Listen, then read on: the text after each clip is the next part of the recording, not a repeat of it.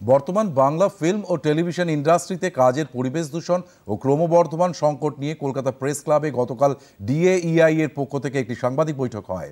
সেখানে সংস্থার সভাপতি সুব্রত সেন জানান, দীর্ঘদিন ধরে রাজ্য সরকারের কাছে অভিযোগ জানিয়ে লাভ হয়নি।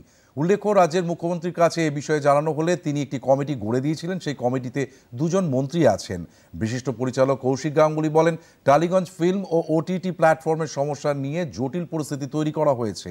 সম্পাদক সুদেষ্ণা রায় বলেন, নিজেদের মতো করে তারা সমস্যার সমাধান খুঁজবে। আইন বহির্ভূত কাজের বিরুদ্ধে তাদের লড়াই চলবে বলেও জানান তিনি।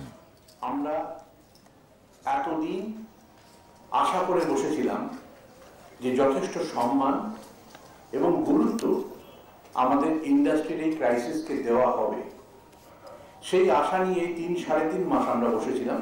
কারণ এর সঙ্গে আমাদের নিজেদের পরিচিত কাছের কিছু মানুষ জড়িয়েছিলেন এবং রাজনৈতিক দলে থাকা সত্ত্বেও, মন্ত্রী হওয়া নানান সত্ত্বেও তারা আমাদের খুব কাছের এবং প্রিয় বন্ধুবৎসল মানুষ তারা ছিলেন। কাজে আমাদের তো আশা থাকবেই। কাজে সেই জায়গা থেকে দাঁড়িয়ে আমরা অপেক্ষা করেছি। এটা আমাদের পেশা, আমাদের জীবিকা, আমাদের সমস্ত কিছু। পরিবারের কোনো সমস্যা হলে, কোনো সংগঠনের সমস্যা হলে, কোনো রাজনৈতিক দলের সমস্যা হলে, সেই দলের আভ্যন্তরীণ মিটিং করে সেটাকে ঠিক করার চেষ্টা করা হয়। আমরা বারবার নিজেদের মধ্যে আলোচনা করে আমরা ঠিক করবার চেষ্টা করেছি তাহলে কি পথ। আমরা সত্যি আশা করেছিলাম এবং যতটা আশা করেছিলাম ততটাই আশা হতো। আমরা ইতিমধ্যেই আমরা নিজেরা কি সমস্যা হয়েছে, কেন আমরা এটা প্রতিকার চাইছি, কোথায় প্রতিকার চাইছি, তাই নিয়ে কাজ করতে আরম্ভ করি।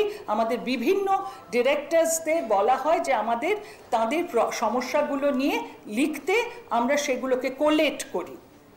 এরপর এই 3 মাস হয়ে যাবার পর, অক্টোবর হয়ে যাবার পর নভেম্বর মাসে আমরা আবার গৌতম বাবুর সঙ্গে দেখা করি এবং তখনও উনি বলেন যে সেরকম কিছু করা এই মুহূর্তে সম্ভব নয়। তো সেক্ষেত্রে আমরা ডিসাইড করি ডিএইআই এর পক্ষ থেকে যে আমরা আমাদের মতন করে এর সমাধান সূত্র খুঁজব।